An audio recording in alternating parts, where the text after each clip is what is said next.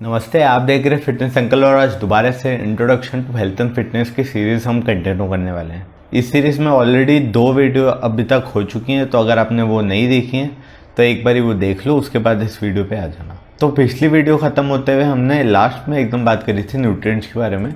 Nutrients में हमने समझा था कि कुछ ऐसे केमिकल्स हैं जो आपकी बॉडी को चाहिए अलग अलग चीज़ें करने के लिए। ये जितने भी न्यूट्रिएंट्स हैं ये ब्रॉडली क्लासीफाई होते हैं 2 कैटेगरीज में, मैक्रो न्यूट्रिएंट्स में और माइक्रो न्यूट्रिएंट्स में। अब मैक्रो न्यूट्रिएंट्स का मतलब ये होता है कि कुछ ऐसे न्यूट्रिएंट्स हैं जो आपको ज़्यादा अमाउंट में चाहिए होते हैं। वहीं माइक्रो न्यूट्रिएंट्स का मतलब ये बनता है कि कुछ ऐसे न्यूट्रिएंट्स हैं जो आपको काफ़ी कम अमाउंट में चाहिए होते हैं। लेकिन आज हम सिर्फ मैक्रो न्यूट्रिएंट्स पे फोकस करेंगे, माइक्रो न्यूट्रिएंट्स को बाद में समझेंगे। तो बात शुरू करते हैं। सबसे पहले मैक्रो न्यूट्रिएंट आ जाता है प्रोटीन। अब प्रोटीन एक ऐसा न्यूट्रिएंट है, आपने स्कूल में सुना होगा, protein is the building block of the body. एकदम सही सुना है। अब प्रोटीन कैसा न्यूट्रिएंट है जो आपके बाल में होता है, जो आपके नेल्स में होता है, जो आपके जो डाइजेस्टिव एंजाइम्स हैं और जो भी सारे एंजाइम्स हैं बॉडी में वो इससे बनते हैं, कि कुछ हार्मोन जिससे बनते हैं, आपकी मसल्स जिससे बनती है। तो प्रोटीन एक ऐसा मैक्रो न्यूट्रिएंट है जो बहुत ही ज़्यादा इंपॉर्टेंट है, इसको आप कभी स्किप कर ही नहीं सकते। अब हम प्रोटीन के थोड़े से एग्जाम्पल्स देख लेते हैं।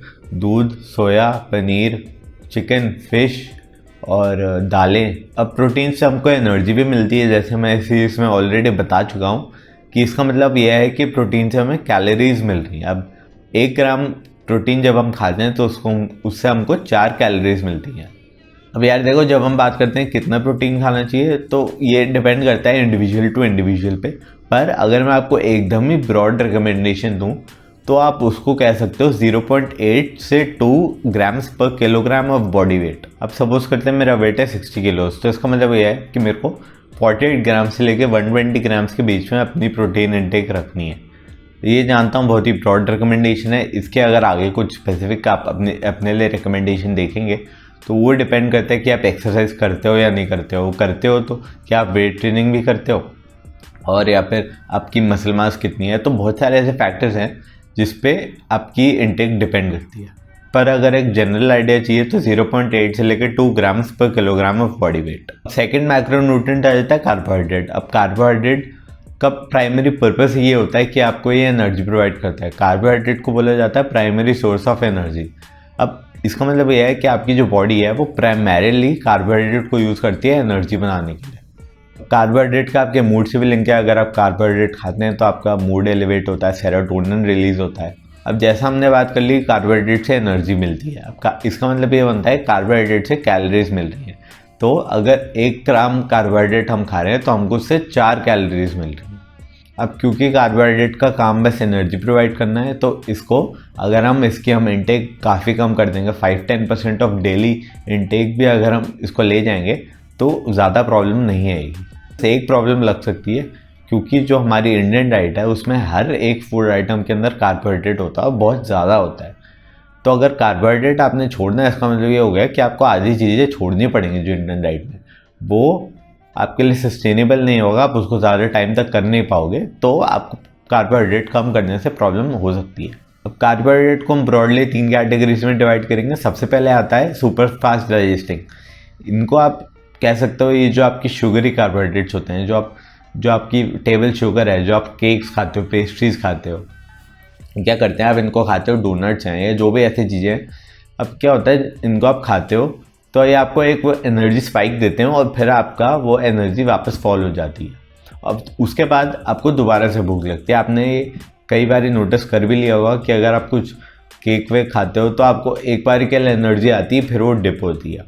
अब ये जो एनर्जी बार बार ही हम इसका जो हार्मोन होता है इंसुलिन से आपकी एनर्जी रिलीज होती है। तो मतलब ये बनता है कि अगर ये बहुत ज़्यादा स्पाइक्स होंगे ना तो वो आपकी हेल्थ के लिए अच्छा नहीं होता। अब मैं ये नहीं कह रहा कि एकदम ही केक पेस्ट्रीज और ये सब चीनी वाली चीज़ें खानी छोड़ दो, छोड़ सकते हो, बेटर रहेगा। पर अगर नहीं छोड़नी तो कोई बात नहीं, पर ये ध्यान रखना है कि इसको कम से कम रखना, बहुत ज़्यादा नहीं है इसको खाना। अब सेकेंड कैटेगरी में कुछ ऐसे कार्बोहाइड्रेट्स आते हैं जो जल्दी डाइजेस्ट हो जाते हैं, आपको एनर्जी स्पाइक मिलता है, पर वो ऐसे चीनी नहीं है उनमें, ठीक है। तो उसमें जैसे चीज़ें आ जाती हैं आपकी ब्रेड, पास्ता और ऐसी चीज़ें, ठीक है, ये जैसे मैदा हो गया। तो ये सब चीज़ें हालांकि चीनी नहीं है पर ये बहुत ही जल्दी डाइजेस्ट होती है, आपको एनर्जी स्पाइक भी मिलता है। शुगर से ज़्यादा मिलता है। शुगर में जैसे आप ऐसे आपका चलेगा और एकदम से गिर जाएगा, इस कैटेगरी में आप कह सकते हैं कि एक बार ऊपर चढ़ेगा, थोड़ा सा टाइम रहेगा और फिर गिर जाएगा। तो शुगर से थोड़ा सा बेटर है, पर ये भी आपको कम से कम कंज्यूम करना चाहिए। अब बताना चाहूँगा कि ये जो सेकंड कैटेगरी है, इसके अंदर जो वाइट राइस होता है वो भी आता है। वाइट राइस भी अगर आप बस अकेले खाएंगे और कुछ भी नहीं खाएंगे, बस वाइट राइस ही खाएंगे सिंपल, तो वो भी ऐसे ही बिहेव करेगा। आपका एकदम से एनर्जी स्पाइक आएगी, थोड़ा सा रहेगा और फिर नीचे गिर जाएगा दोबारा से, और आपको दोबारा भूख लगेगी। पर जो इंडियन डाइट है, इसमें ऐसा तो है नहीं कि हम चावल अकेले खा रहे हैं। चावल को या तो राजमा के साथ खा रहे हैं, या दाल के साथ खा रहे हैं, या किसी और चीज़ के साथ खा रहे हैं। जब आप कुछ ऐसा खा रहे हो जैसे राजमा चावल, तो उससे क्या होगा कि जब आप वो खाओगे तो हालांकि आपका जो राइस है वो फास्ट डाइजेस्टिंग है, उससे आपको एक एनर्जी ड्रॉप मिलता है, एनर्जी उससे स्पाइक मिलता है। पर क्योंकि आपने साथ में राजमा भी खाए हैं, तो उससे क्या होता है, वो आपका जो एनर्जी होती है वो गिरेगी नहीं, वो कॉन्स्टेंटली रहेगी। तो जब तक आप राइस को सिर्फ एज राइस के फॉर्म में कंज्यूम नहीं करें, कुछ ना कुछ के साथ में खा रहे हैं, जैसे राजमा दाल या कुछ भी, तब तक आप वाइट राइस खा सकते हो। मैं भी खाता हूँ, कोई दिक्कत नहीं है। अब थर्ड कैटेगरी आ जाती है, ये ऐसे कार्बोहाइड्रेट्स हैं जो स्लो डाइजेस्ट होते हैं, मतलब कि आपको वो एनर्जी आपकी राइज होती है और फिर वो ऊपर ही रहती है कुछ समय तक, वो एकदम से आपका स्पाइक और ड्रॉप नहीं होता है। अब इनको आप फाइबर्स बोल सकते हो। ये ऐसे कार्बोहाइड्रेट सोर्सेज हैं जिनमें फाइबर भी होता है साथ में। अब फाइबर एक ऐसी ब्रांच है कार्बोहाइड्रेट की जो आपकी बॉडी डाइजेस्ट नहीं कर पाती। अब फाइबर आपकी बॉडी डाइजेस्ट नहीं करती, फाइबर का बस यही काम होता है कि आपके डाइजेशन को ये इम्प्रूव करती है और जो आपका डाइजेस्टिव प्रोसेस है वो स्मूथली चलता है। आप कॉन्स्टिपेशन नहीं फील करते हैं, ऐसा कुछ नहीं होता। अब इनके एग्जांपल दूँ तो रोटी, फ्रूट्स, वेजिटेबल्स, अब ये सब में फाइबर है तो ये काफ़ी स्लो डाइजेस्टिंग होते हैं। अब जब बात आती है कि कितना कार्बोहाइड्रेट खाना चाहिए, तो यार देखो, इंडियन जो डाइट है उसमें हर फूड के अंदर है। तो मैं, और क्योंकि ये इतना एसेंशियल भी नहीं है, तो मैं ऐसा रिकमेंड करता हूँ लोगों को कि वो पहले अपना प्रोटीन अलग कर लें, फैट अलग कर लें, फिर जो कैलोरीज बचेंगे दिन की उसको कार्बोहाइड्रेट से लें। अब थर्ड मैक्रोन्यूट्रिएंट आ जाता है फैट। अब फैट एक इंपॉर्टेंट मैक्रोन्यूट्रिएंट है, एक एसेंशियल मैक्रोन्यूट्रिएंट है, इसको आपको खाना ही पड़ेगा। अब जो सेल होता है हमारा, जो बेसिक यूनिट ऑफ लाइफ जिसको हम सेल बोलते हैं, वो उसकी जो मेम्ब्रेन होती है, उसकी जो आउटर बाउंड्री होती है, उसमें फैट होता है। और आपकी बॉडी का कुछ ऐसा एसेंशियल फैट होता है जो आपकी बॉडी को सर्वाइव करने के लिए चाहिए होता है। आप जो फैट न्यूट्रिएंट खाते हो वो इसमें जाता है। उसके बाद हम बात करते हैं तो जो आपका ब्रेन है वो 60% फैट से बना हुआ है, तो उसमें भी आपका फैट, जो न्यूट्रिएंट आप खा रहे हो उसमें जा रहा है।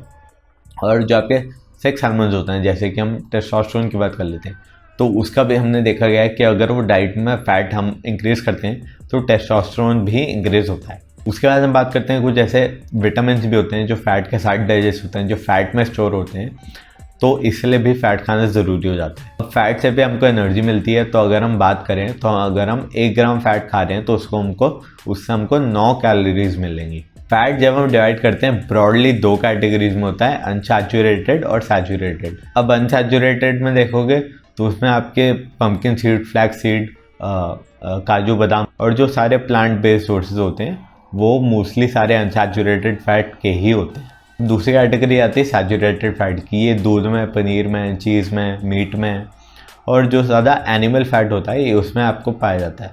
बहुत सारे डाइटिशियन ऐसा बोलेंगे कि सैचुरेटेड फैट जो होता है वो अनहेल्दी होता है, वो हमको कम से कम खाना चाहिए। पर सैचुरेटेड फैट बुरा नहीं होता, क्योंकि अनसैचुरेटेड फैट बेटर है सैचुरेटेड फैट से। पर इसका मतलब ये नहीं कि हमको सैचुरेटेड फैट छोड़ देना चाहिए।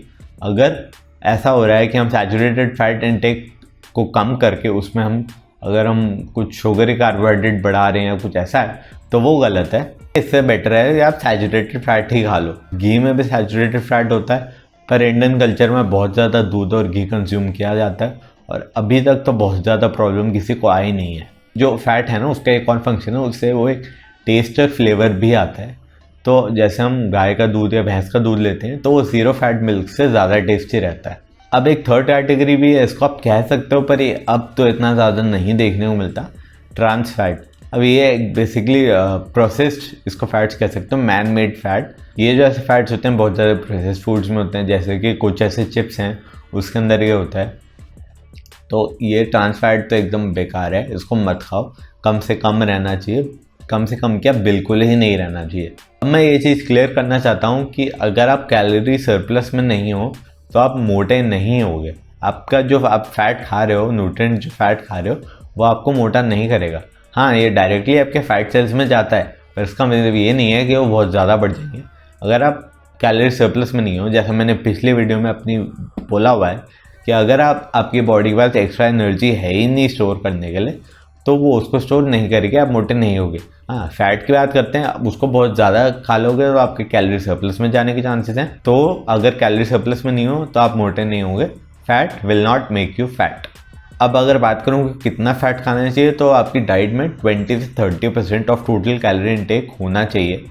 20% अगर आप जाते हो तो काफ़ी लो फैट डाइट में आ जाता है। जब लोग बोलते हैं कि हम मैक्रोस काउंट कर रहे हैं या इस फूड में कितने मैक्रोस हैं, तो उसका मतलब यही होता है कि वो इस फूड के अंदर या काउंट कर रहे हैं कि वो कितना प्रोटीन खा रहे हैं, कितना फैट खा रहे हैं, कितना कार्बोहाइड्रेट खा रहे हैं।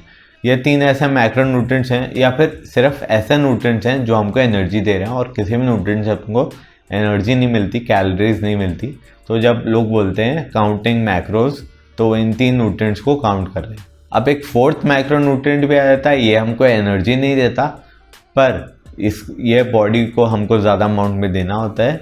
अब ये हो जाता है वाटर। अब ये आपने स्कूल में सुना होगा कि जो आपकी ह्यूमन बॉडी है वो 70 to 71% पानी है। उसके अलावा कुछ ऐसे विटामिन हैं जो वाटर सॉल्युबल होते हैं, उसके लिए आपको पानी पीना ज़रूरी होता है। और जो आपका पानी है वो आपके स्वेट के थ्रू टेम्परेचर रेगुलेशन होता है, आपका वेस्ट निकलता है स्वेट के थ्रू, आपका यूरिन के थ्रू वेस्ट निकलता है, उसमें पानी एक मेजर कॉन्स्टिट्यूएंट होता है। तो पानी पीना पे बहुत ज़रूरी है। कितना पानी पीना चाहिए, कोई सेट लिमिट नहीं है, आपको जितनी प्यास लगती है उस हिसाब से पानी पीना चाहिए। तो यही थे सारे मैक्रो न्यूट्रिएंट्स। अगर आपको वीडियो पसंद आई तो लाइक करो। अगर आपके किसी फ्रेंड को न्यूट्रिशन के बारे में जानने की ज़रूरत है तो उससे वीडियो शेयर करो। मैं आपसे मिलता हूँ अगली वीडियो के लिए, तब तक के लिए नमस्कार।